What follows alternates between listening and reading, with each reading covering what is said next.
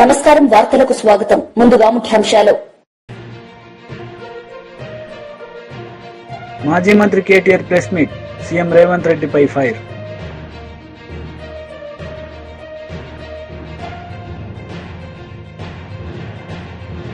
TDP మహిళా leader పచ్చుమర్తి Anuradha press meet మాజీ CM Jagan పై fire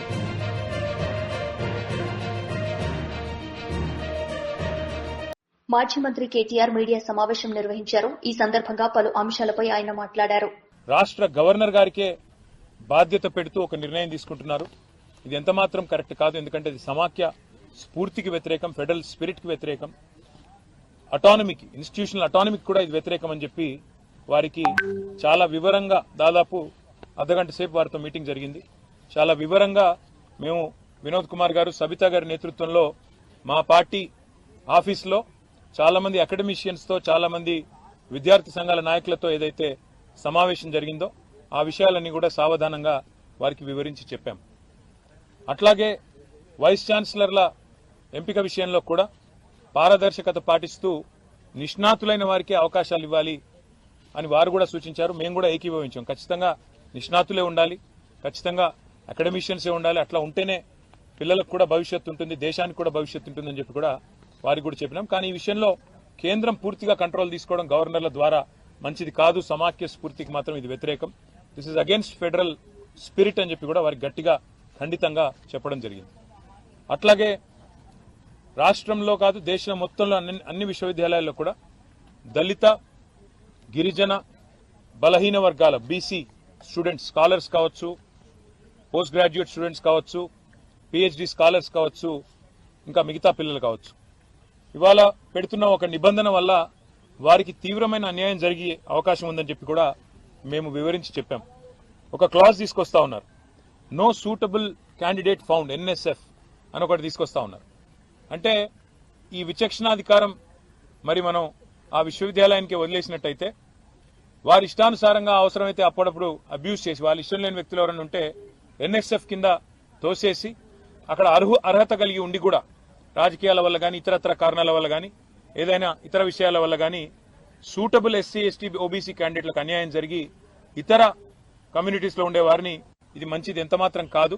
constitutional భారత రాజ్యాంగం ఇచ్చిన హక్కు రిజర్వేషన్. మరి అట్లాంటి పరిస్థితుల్లో ఈ రకమైన ఒక నో సూటబుల్ క్యాండిడేట్ అనే ఒక నిబంధన తీసుకొచ్చి ఎస్సీ, ఎస్టీ, ఓబీసీ అర్హత కలిగిన విద్యార్థులకు అన్యాయం జరిగితే ఇది మంచిది కానే కాదని చెప్పి కూడా వారికి వివరంగా చెప్పాం. దాంతోపాటు రిక్రూట్మెంట్ లో, ప్రమోషన్ లో మీరు ఎక్కువగా మెట్రిక్స్ మీద ఫోకస్ చేస్తున్నారు కాకుండా రీసెర్చ్ ఎక్సలెన్స్, అదేవిధంగా అకాడమిక్ గా కూడా కొంతమంది అకాడమిషియన్స్ చాలా మంది రీసెర్చ్ ఓరియంటెడ్ గా ఉంటారు. వారు మీరు అనుకున్న మెట్రిక్స్ కి సూటబుల్ కాకపోవచ్చు, కానీ వారిని తప్పకుండా పరిగణలోకి తీసుకోవాలి. మీరు అన్ని రకాలుగా ఆల్రౌండ్ గా ఆలోచించాలని చెప్పినాం. దాంతో బీఆర్ఎస్ లీడర్ మీడియా సమావేశం నిర్వహించారు. ఈ సందర్భంగా ఆయన మాట్లాడారు. ఖబర్దార్ కాంగ్రెస్ నాయకులారా, మిమ్మల్ని రాజకీయంగా పాతాళంలోకి తెక్కుతుంది తెలంగాణ బీసీ సమాజం అనేది ఇవాళ హెచ్చరిక చేయదలుచుకున్నాం. ఎందుకు అంటే ఏ లెక్కలు చెప్తారో చెప్పండి. మీరు చెప్పినటువంటి 2011 జనాభా లెక్కల ప్రామాణికంగా తీసుకుంటారా, లేదా 2014లో తెలంగాణ రాష్ట్రం వచ్చిన వెంటనే జరిగినటువంటి సమగ్ర కుటుంబ సర్వే ప్రామాణికంగా తీసుకుంటారా, ఏ లెక్కలు తీసుకుంటారా, కేంద్ర ఎన్నికల సంఘం లెక్కలు ప్రామాణికంగా తీసుకుంటారా చెప్పండి. ఏ లెక్క తీసుకున్నా శాస్త్రీయంగా లెక్క తీస్తే తెలంగాణ జనాభా, రాష్ట్ర జనాభా 4,20,00,000కు ఒక్కటి కూడా తక్కువ ఉండదు. మా అంచనా ప్రకారంగా మేము సేకరించినటువంటి లెక్కల ప్రకారంగానే ప్రభుత్వానికి సంబంధించిన అనేక సంస్థలు, ఎలక్షన్ కమిషన్ ఆఫ్ ఇండియా, ప్రభుత్వ విద్యాశాఖ, శిశు సంక్షేమ శాఖ, ఆరోగ్య శాఖ, వీటన్నిటి గణాంకాల ఆధారంగా మేము చెప్తున్నటువంటి మాకు అంచనాకు వచ్చిందంటే తెలంగాణ జనాభా ఎటువంటి పరిస్థితుల్లో కూడా 4,30,00,000కు పైగానే ఉంటుందే తప్ప తక్కువ ఉండే అవకాశం లేదు. ఎందుకంటే మొన్న ప్రకటించినటువంటి ఎలక్షన్ కమిషన్ ఆఫ్ ఇండియా ప్రకటించినటువంటి ఎన్నికల కమిషన్ ప్రకటించినటువంటి దాంట్లోనే తెలంగాణ రాష్ట్ర ఓటర్లు ఎంత అంటే 3,35,00,000. అది 18 సంవత్సరాల వయసుకు పైబడినటువంటి వాళ్ళు. 18 సంవత్సరాల అంటే ఓటు హక్కు ఉన్నటువంటి వాళ్ళు 3,35,00,000 అయితే అంతకంటే కింద ఉన్నటువంటిది 0 నుంచి 5 సంవత్సరాల పసిపిల్లల వయసు ఉన్నటువంటి వాళ్ళు 30 లక్షల జనాభా ఉంది తెలంగాణ రాష్ట్రంలో. దానికి నేషనల్ హెల్త్ సర్వే స్కీమ్ అధికారికంగా చేసినటువంటి దాంట్లో ఉన్నటువంటి వాళ్ళు 30 లక్షలు, సుమారుగా 30 లక్షల జనాభా ఉన్నది. పుట్టిన పిల్లల నుంచి 5 సంవత్సరాల వయసుకున్నటువంటి వాళ్ళకి 5వ తరగతి 5 ఏళ్లకు పైబడిన అంటే 1వ తరగతి నుంచి 10వ తరగతి వరకు చదువుతున్నటువంటి వాళ్ళు మొత్తంగా 1 నుంచి 10వ తరగతి వరకు చదువుతున్నటువంటి వాళ్ళు ప్రభుత్వ లెక్కల ప్రకారం విద్యాశాఖ లెక్కల ప్రకారంగానే 59,30,269 మంది ఉంటారు. దాంట్లో 1 నుంచి 5th క్లాస్ చదువుతున్నటువంటి వాళ్ళు 29,64,279 మంది ఉన్నారు. 6th 7th class upper primary school 18,28,565 ఉన్నారు. 8th 9th 10th హై స్కూల్లో చదువుతున్నటువంటి వాళ్ళ సంఖ్య 8 నుంచి 8th to 10th క్లాస్ చదువుతున్నటువంటి వాళ్ళ సంఖ్య 11,37,425 ఉన్నది. మొత్తంగా 59,30,269. ఇది ప్రభుత్వ గణాంకాలు, ప్రభుత్వం చెప్పినటువంటి విద్యాశాఖ ఉన్నటువంటిది. నెక్స్ట్ అదేవిధంగా ఇంటర్మీడియట్ చదువుతున్నటువంటి పిల్లల సంఖ్య దాదాపు 9,08,000 మంది విద్యార్థులు ఉన్నారు. అంటే 18 ఏళ్ల లోపు ఉన్నటువంటి వాళ్ళు వీళ్ళ మొత్తం కలిపితే ఇవన్నీ కలిపితే తెలంగాణ రాష్ట్ర జనాభా 4,30,00,000. ఇవన్నీ ప్రభుత్వ సంస్థలే కదా, ప్రభుత్వ ఏజెన్సీసే కదా. ఈ లెక్కలు ఈ విధంగా చెప్తుంటే మీరు ఏదైతే ప్రామాణికంగా అని చెప్పిందో, ఏదైతే ప్రామాణికమని చెప్పిందో 2011 జనాభా లెక్కలు ప్రామాణికమని చెప్పేసి అదే తీసుకున్నారు కదా. ఆ 2011 జనాభా లెక్కల్లో తెలంగాణ జనాభా 3,50,00,000 ఉంది కదా, కరెక్టే. దానికి సగటున ఈ దేశంలో ఎక్కడ చూసినా కూడా 50 ఏళ్ల చరిత్రలో చూసినా కూడా ఈ దేశ జనాభా పెరుగుదల రేటు ఎంత అంటే సంవత్సరానికి 1.3% అయితే ప్రతి 10 ఏళ్లకు ఒకసారికి 13% ఉన్నది. ఎందుకంటే జనాభా లెక్కలు 10 సంవత్సరాలకు ఒకసారి గణాంకాలు జరుగుతాయి కాబట్టి ప్రతి 10 ఏళ్లకు ఒకసారి తీసుకుంటే యావరేజ్గా తీసుకుంటే 13% వృద్ధి రేటు ఉన్నది. అంటే 3,50,00,000కు 13 పాయింట్ పెంచుకుంటే అట్లా చూసినా కూడా 4,20,00,000 జనాభా తెలంగాణలో ఉంటున్నది. అదే కదా ఇవాళ ఈ దేశంలో అధికారికంగా లెక్కల బీజేపీ లీడర్ మీడియా సమావేశం నిర్వహించారు. ఈ సందర్భంగా ఆయన మాట్లాడారు. 46% 46.25 అని చెప్పేసి ఇవాళ జనాభాని బీసీలను లెక్కలను తప్పించి తక్కువ చేసి చూపించేటువంటి ప్రయత్నం చేస్తూ ఉంది. ముఖ్యంగా స్టేట్కు సంబంధించినటువంటి జనాభా 4.10 కోట్లు సర్వే ప్రకారం. కానీ ప్రస్తుతం జనాభా రాష్ట్ర ప్రభుత్వం చూపిస్తున్నది వీళ్ళ సర్వే ప్రకారం 3.54 crores మాత్రమే. 2011 జనాభా లెక్కల ప్రకారం రాష్ట్ర జనాభా 3.51 కోట్లు. 2014 కేసీఆర్ గారి నాయకత్వంలో సమగ్ర కుటుంబ సర్వే చేసినప్పుడు రాష్ట్ర జనాభా 3.68 కోట్లు. అయితే రాష్ట్ర ప్రభుత్వం ఇప్పుడు చేసినటువంటి సర్వే ప్రకారం 3.54 కోట్లు. ఏ రకంగా తగ్గుతుందనేటువంటిది ఇవాళ రాష్ట్ర ప్రభుత్వం సమాధానం చెప్పాల్సినటువంటి అవసరం ఉంది. తర్వాత సమగ్ర కుటుంబ సర్వే ప్రకారం అఫీషియలు ఆయన గవర్నమెంట్ వెబ్సైట్ కాదని చెప్పుకుంటున్నాడు.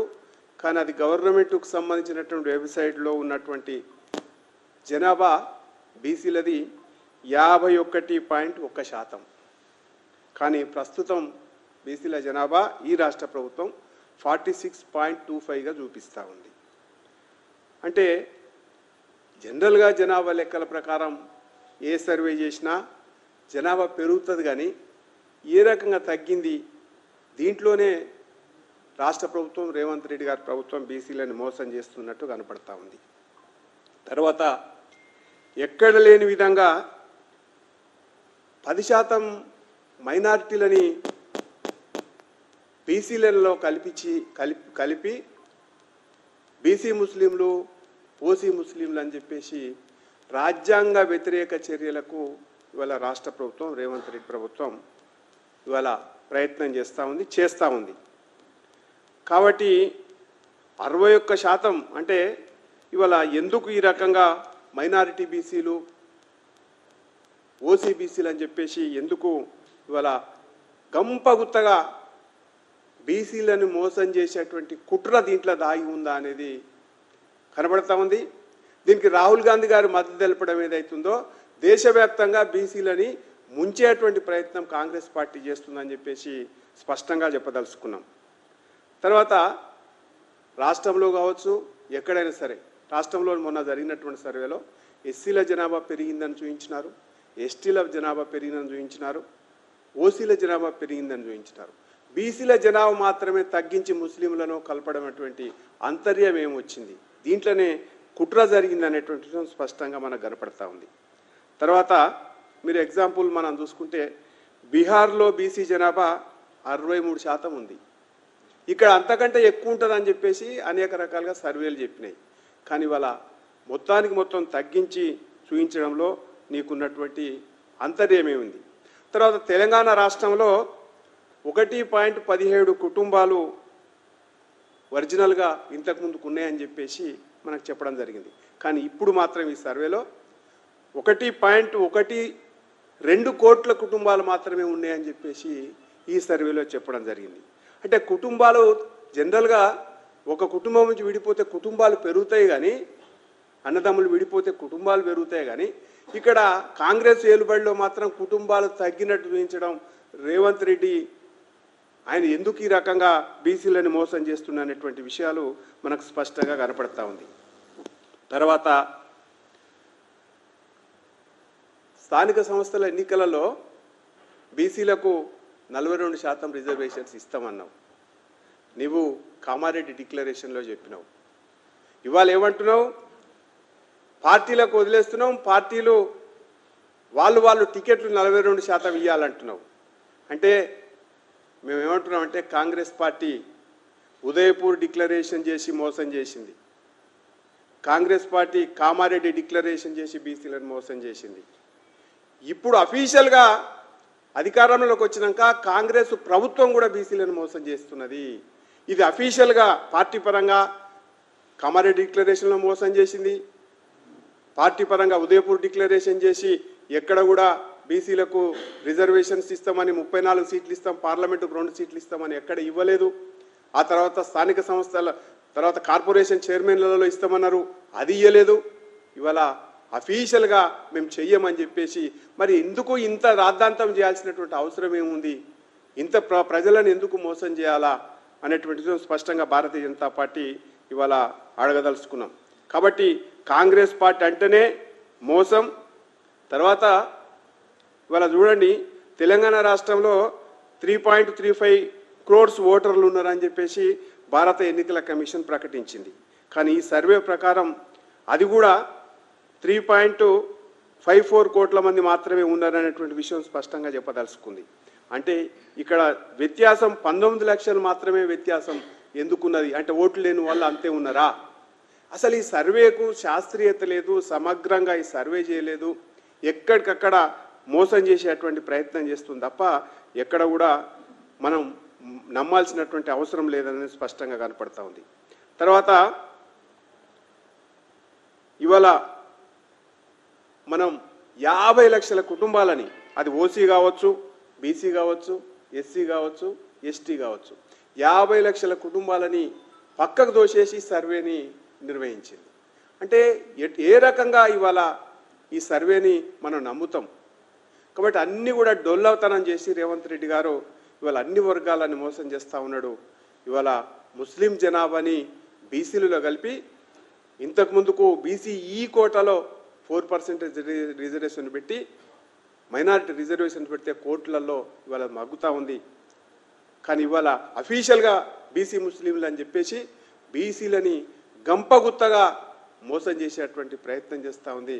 కాబట్టి ఈ శాస్త్రీయత లేదు, దీన్ని నమ్మాల్సినటువంటి అవసరం లేదు. ప్రభుత్వం కనుక చిత్తశుద్ధి ఉంటే రేపు 42% రిజర్వేషన్ నువ్వు ఇస్తానన్నావు, నువ్వు చట్టబద్ధత ఏ రకంగా కల్పిస్తావో ప్రజలకు చెప్పాలని చెప్పేసి భారతీయ జనతా పార్టీగా డిమాండ్ చేస్తా ఉన్నాం. లేని పక్షంలో బీసీల పక్షాన భారతీయ జనతా పార్టీ 42% రిజర్వేషన్స్ నువ్వు చెప్పిన. టీడీపీ మహిళా లీడర్ పనిచమూర్తి అనురాధ మీడియా సమావేశం నిర్వహించారు. ఈ సందర్భంగా ఆమె మాట్లాడారు. మాట్లాడటం చాలా విడ్డూరంగా ఉంది అని చెప్పి ఈ సందర్భంగా తెలియజేస్తా ఉన్నాం. లక్షల కోట్లు లూటీ చేసి 31 క్రిమినల్ కేసులు నెత్తి మీద పెట్టుకొని దేనికి కూడా ప్రజలకి సమాధానం చెప్పే పరిస్థితిలో ఉండి ఇతను విశ్వసనీయత గురించి విలువల గురించి మాట్లాడటం చాలా ఆక్షేపణీయంగా ఉంది అని చెప్పి ఈ సందర్భంగా నేను తెలియజేస్తా ఉన్నాను. అదేవిధంగా అతను అబద్ధాలు చెబుతా, అతను పచ్చి అబద్ధాలు చెప్పే ప్రయత్నం చేసి ప్రజల మీద ఈ అబద్ధాల్ని నిజాలుగా బలికించాలి అనే ఉద్దేశంతో దాదాపు గంట పైన కంఠశోష అబద్ధాల మీద అబద్ధాలు చెప్పాడనే విషయం అతను గమనించుకోవాలి. మేము అబద్ధాలు చెప్పే ప్రభుత్వమే కాదు, మాది చెప్పే పార్టీయే కాదు, అబద్ధాలు చెప్పే పార్టీయే కాదు. అది మీరు గమనించుకోవాలి. మాట్లాడితే మీడియాని దొంగల ముఠా అని చెప్పి ఈటీవీ, TV5, ABN అట్లాగా కొన్ని ఛానల్స్ ని పట్టుకుని దొంగల ముఠా అని చెప్పి మాట్లాడుతా ఉన్నాడు. నీకన్నా దొంగల ముఠా అసలు ఎవరున్నారయ్యా ఈ రాష్ట్రంలో? ఎవరున్నారు?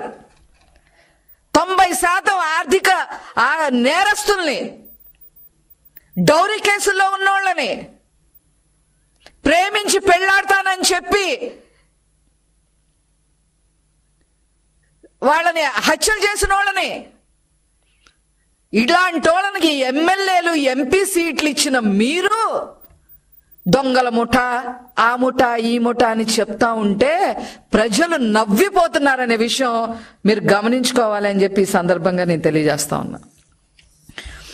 ఒకటే చెప్పదలుచుకున్నా నేను, మీరు నాశనం చేసిన, విధ్వంసం చేసిన అమరావతి, ఈరోజు అమరావతి నిర్మాణం వేగవంతం చేశారు నారా చంద్రబాబు నాయుడు గారు.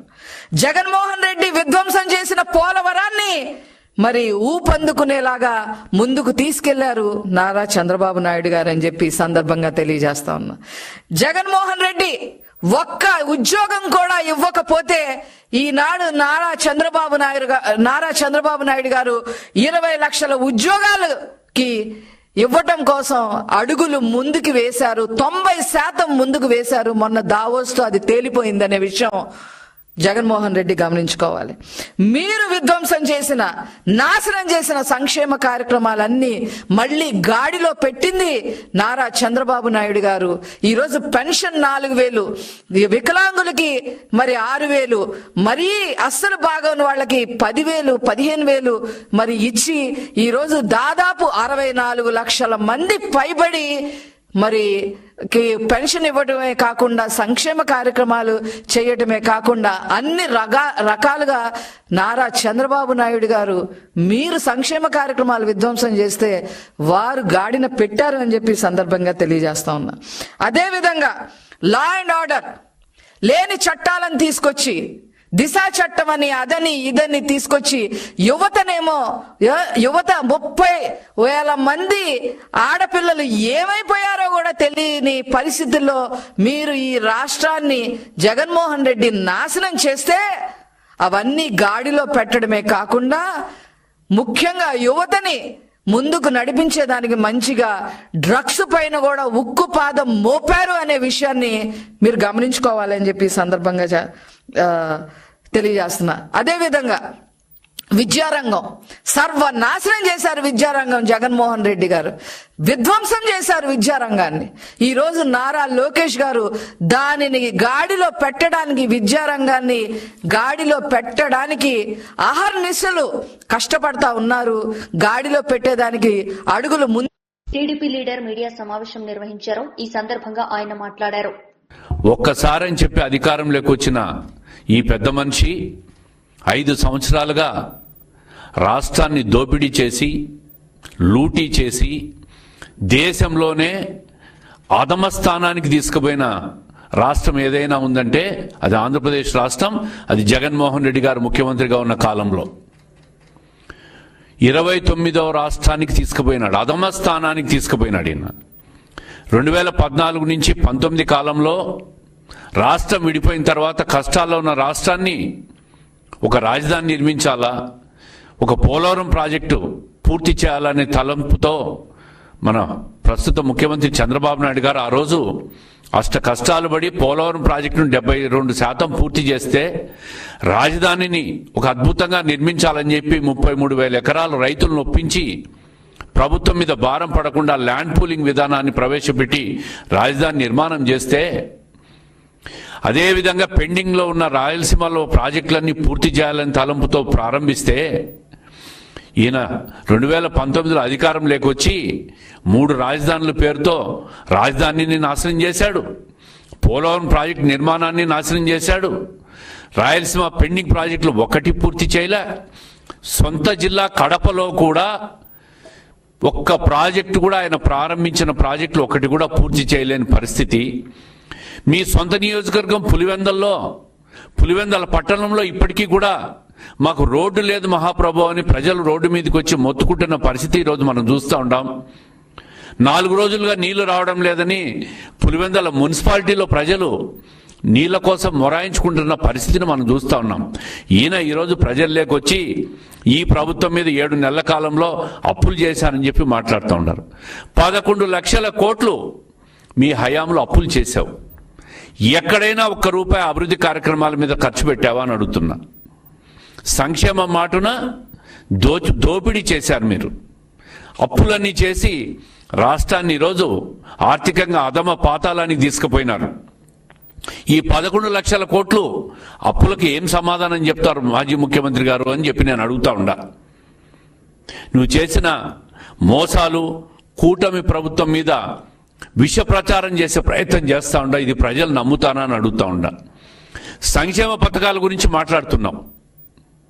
నేను ఒకటే అడుగుతా ఉండా, 2019లో మీరు అధికారంలోకి వచ్చినప్పుడు అప్పుడు చంద్రబాబు నాయుడు గారి ప్రభుత్వం ఏదైతే సంక్షేమ పథకాలు అమలు చేసిందో ఆ సంక్షేమ పథకాలు ఏమైనాయని చెప్పి ప్రజలు అడిగితే, నాకు ఆ సంక్షేమ పథకాలతో సంబంధం లేదు, నేను చెప్పినట్టు మాత్రమే అమలు చేస్తాను అని చెప్పి మాట్లాడిన మీరు ఈరోజు మళ్ళీ మీ సంక్షేమ పథకాల గురించి మీరు మాట్లాడుతున్నారా?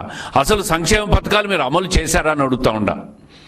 లక్షల మంది పెన్షన్దారులు, వృద్ధులు, వితంతులు, వికలాంగులకు రకరకాల కారణాలు పెట్టి మీరు పెన్షన్లు కోసేసిన ప్రభుత్వం జగన్మోహన్ రెడ్డి గారి గతంలో పనిచేసిన ప్రభుత్వం.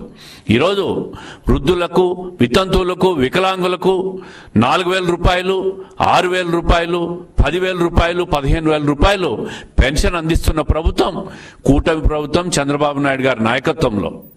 అదేవిధంగా ఏదైతే సూపర్ 6 పథకాలు చెప్పామో మహిళలు 3 గ్యాస్ సిలిండర్లు అమలు చేస్తున్న ప్రభుత్వం మా ప్రభుత్వం. అదేవిధంగా తల్లికి వందనం కావచ్చు, రైతులకు వ్యవసాయ సాయం కావచ్చు, ఇవన్నీ కూడా దశల వారి.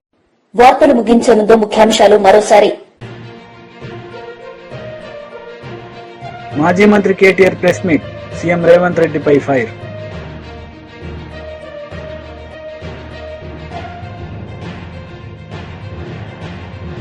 టీడీపీ మహిళా లీడర్ పచ్చుమర్తి అనురాధ ప్రెస్ మీట్, మాజీ సీఎం జగన్ పై ఫైర్.